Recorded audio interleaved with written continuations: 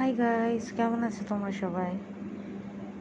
আমি আরও ভিডিওস দেব। আসলে শরীরটাও ভালো ছিল না, অনেকদিন দিতে পারিনি। এটা একটা নতুন প্রোডাক্ট গাইস। আমি আরও দেবো, আরও ইন্টারেস্টিং দেবো, ফুড ভিডিওস দেবো, অনেক কিছুই দেবো। ইচ্ছা থাকে, অনেক সময় হয়ে ওঠে না, কিন্তু আমি দেবো। मैं ज़रूर दूंगी।